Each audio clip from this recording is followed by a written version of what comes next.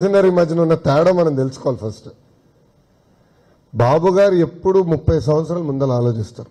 మన ప్రాంతాన్ని ఎలా అభివృద్ధి చేయాలి, తెలుగు వాళ్ళు ఎక్కడున్నా అన్ని రంగాల్లో నంబర్ 1 ఉండాలనేది ఆయన లక్ష్యం. ఐటీ రంగం తీసుకొని ఇప్పుడు దేశ రాజకీయాల్లో కూడా తెలుగు వాళ్ళు ముందరికి వెళ్తున్నారు. సో బాబు గారు ఎప్పుడు అందరూ మనం తెలుగు వాళ్ళు ఎక్కడున్నా హాయిగా ఉండాలి, బాగుండాలి, అన్ని రంగాల్లో నంబర్ 1 ఉండాలని ఆయన లక్ష్యం. ఇంకా మన ప్రాంత అభివృద్ధికి వచ్చేగల మనం అమరావతి చూసాం, ఆ రోజు పనులు పరిగెత్తించారు, చేశాం. ఒక 5 సంవత్సరాలు కష్టకాలాలు వచ్చినాయి, 30 సంవత్సరాలు వెనక్కి వెళ్ళింది రాష్ట్రం. ఇప్పుడు మనందరి పైన బాధ్యత. అండ్ చంద్రశేఖర్ గారు చెప్పింది 100% కరెక్ట్. వాళ్ళ పార్టీకి చెందిన శాసన సభ్యులు నాకు స్వయంగా చెప్పారు ఆ మాట, నాకు ఎలాంటి సందేహం లేదు. సో ఇప్పుడు మనందరిలో చైతన్యం రాలి, మన ప్రాంతాన్ని మనం అభివృద్ధి చేసుకోవాలి, మన నియోజకవర్గాన్ని మనం అభివృద్ధి చేసుకోవాలి. సో బాధ్యత అందరిపైన ఉంది. రేపు అధికారులకు వచ్చిన తర్వాత కూడా అభివృద్ధిలో మీరందరూ కూడా భాగస్వామ్యం అవ్వాలి.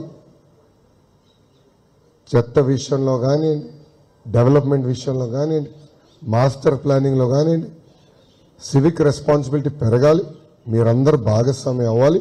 అప్పుడే మన ప్రాంతాన్ని అభివృద్ధి చేసుకోగలుగుతాం. ఒక ఉదాహరణ ఇస్తా దానికి. తాడిపత్రి గురించి ఉంటారు మీరు, తాడిపత్రి నియోజకవర్గం. జేసీ ప్రభాకర్ రెడ్డి గారు దశాబ్దాలుగా అక్కడ మున్సిపల్ చైర్పర్సన్, మొన్న శాసనసభ్యులు, మొదటిసారి ఆయన మొన్న ఎన్నికల్లో ఓడిపోయారు. ఆయన మున్సిపాలిటీకి వెళ్ళినప్పుడు ఎప్పుడు నేను ఆశ్చర్యపోతా ఎంత శుభ్రంగా ఉంటుందో.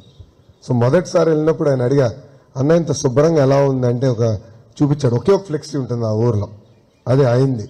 కర్ర పట్టుకుని ఉంటాడు, ఇట్లా ఏముండదు దాంట్లో, జస్ట్ కర్ర పట్టుకుని ఉంటాడు. లాజిక్ ఏంటన్నా అంటే చెప్పాను, ఎవరన్నా చెత్త రోడ్డు పైన వస్తే చూడరా నేను కర్ర పట్టుకున్నా మీ ఇంటికి వస్తా రేపు అంటాడు. మొన్న నవ్వుతా అన్న మీటింగ్లో, అన్న ఆ కర్రే ఓడిచ్చిందేమో మిమ్మల్ని అని. బట్ మున్సిపాలిటీ ఆదర్శంగా నిలబడింది. స్వచ్ఛ భారత్ రాకుండా ముందల మున్సిపాలిటీ అన్ని రంగాల్లో నంబర్ 1 ఉంది. సో నేను ఆలోచించేది మంగళగిరి మున్సిపాలిటీ కార్పొరేషను దేశంలో నంబర్ 1 కాదు, ప్రపంచంలో ఎందుకు నంబర్ 1 ఉండకూడదు? అది మనందరం దాంట్లో భాగస్వామ్యం అవ్వాలి.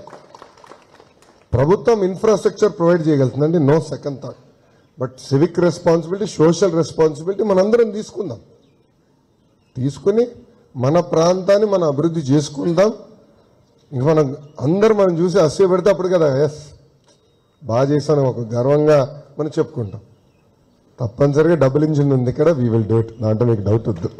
చూడు ప్రాంతం చూడు, ఎవరన్నా బాగా పనిచేస్తే, ఎవరన్నా రాష్ట్రానికి బాగా సేవ చేయగలిగితే వాళ్ళని పెద్ద ఎత్తున ప్రోత్సహిస్తారు.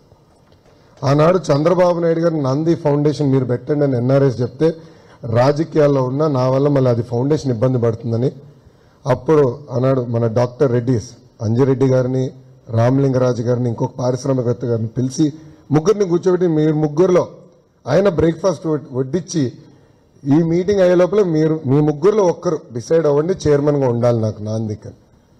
అప్పుడు అంజిరెడ్డి గారు యాక్సెప్ట్ చేశారు. నాంది ఫౌండేషన్ ఇప్పుడు వరల్డ్ ఫేమస్ అయింది. సో బాబు గారు ఎప్పుడు రాష్ట్రం గురించి ఆలోచిస్తారు, ప్రజల గురించి ఆలోచిస్తారు. ఆయన నిజంగానే రాజకీయాలు చేయాలంటే చాలా తేలికైన పని. కానీ రాజకీయాల వల్ల, ఇప్పుడున్న రాజకీయాల వల్ల సమాజం మరీ వర్టికల్గా స్ప్లిట్ అయిపోతుంది. ఒకప్పుడు రాజకీయాలు ఎలా ఉండేదంటే, ఎన్నికలు వచ్చిన 3 నెలలు దెబ్బలు ఆడేవాళ్ళం, మాట్లాడుకునేవాళ్ళం, మళ్ళీ 4 సంవత్సరాలు 9 నెలలు కలిసికట్టుగా ముందరికి వెళ్ళేవాళ్ళం. అసెంబ్లీలో కూడా హోరాహోరీ డిబేట్ అయిన తర్వాత బయటకు వచ్చి ఇద్దరు కూర్చుని, అంటే ఇరు పార్టీ నాయకులు కూర్చుని టీ తాగుతూ ఇష్యూ పైన డిస్కషన్ జరిగేదంట. నాకు తెలియదు, పెద్దలు చెప్తే నేను వింటున్నాను. ఎందుకంటే ఆ సభలో నేను ఎప్పుడు లేను, అలాంటి సభలో నేను ఎప్పుడు లేను. ఈరోజు ఎలాంటి వాళ్ళండి మంత్రులైంది, ఎలాంటి వాళ్ళకి టికెట్లు వస్తున్నాయి?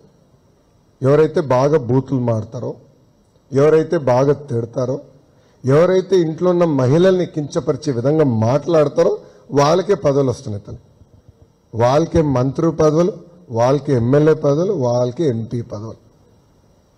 సో రాష్ట్రం గురించి ఎవరు ఆలోచించట్లేదు. సో సమాజంలో ఏ మార్పు మనందరం ఆశిస్తున్నామో అది మనతో మొదలవుతుందండి, మన ఇంట్లో మొదలవుతుంది. మీరు చెప్పింది చాలా వ్యాలిడ్ పాయింట్. కలిసికట్టుగా మనందరం మన రాష్ట్రాన్ని అభివృద్ధి చేసుకోవాలి, మన రాష్ట్రానికి సంక్షేమ వనరులు అందించాలి. ఇప్పుడు మళ్ళీ మొదలుపెట్టారు కదా. ఎప్పుడో జరిగిన ఒక మర్డర్కి, బాబు గారికి ఎలాంటి సంబంధం లేని ఒక మర్డర్కి తీసుకొచ్చి ఇప్పుడు బాబు గారిని ఇరికిస్తున్నారు. అంటే ఇరికించలేరు, ఆయన తప్పు చేయలేదు కనుక. బట్ పాయింట్ ఇక్కడ ఏంటంటే ఇప్పుడు తీసుకొస్తున్నారు. దశాబ్దాలు అయింది, అది అయిపోయింది, ఇట్స్ క్లోజ్ చాప్టర్. మళ్ళీ తీసుకొస్తున్నారు. ఎవరు తీసుకొచ్చారండి? వాళ్ళందరూ ఇప్పుడు వెళ్ళి వైకాపా కండువా కప్పుకున్నారు. మొన్నటి వరకు అనేక సంఘాల పేరుతో ఆ ముసుగులో ఉన్న వాళ్ళందరూ ఇప్పుడు వెళ్ళి వైకాపాలో చేయరు. ఇది ప్రజలు గమనించాలి, ఇది ప్రజలు గుర్తించాల్సిన అవసరం చాలా చాలా ఉంది. బాబు గారు నేను రాజకీయాల్లోకి రావాలనుకున్న ఒకే ఒక మాట చెప్పారు, రాజకీయాల్లో నువ్వు ఒకటి డిసైడ్ చేసుకోవాలన్నారు. ఏంటని అడిగినప్పుడు, కత్తితో బ్రతికేవాడు కత్తితోనే చేస్తాడు. ఆ రాజకీయాలు నేను ఎప్పుడు ప్రోత్సహించలేదు, అది నా రాజకీయం కాదు అని చెప్పారు. అందుకే ఈరోజు 73 సంవత్సరాల్లో కూడా హాయిగా ఆయన పడుకోగలుగుతారు. ఎందుకంటే మనస్సాక్షిగా ఎవరిని ఆయన ఇబ్బంది పెట్టలేదు. మనస్సాక్షిగా ఆయన ఏనాడు హత్య రాజకీయాలు ప్రోత్సహించలేదు. అందుకే 53 రోజులు జ్యుడిషియల్ రిమాండ్లో ఉన్న 100ల పైగా దేశాల్లో ఆయనకి సంఘీభావం తెలిపారు. హైదరాబాద్లో 45,000 మంది ఐటీ ప్రొఫెషనల్స్, క్రికెట్ మ్యాచ్ వస్తే ఎవరండి ఇంటి బయటకు వచ్చేది?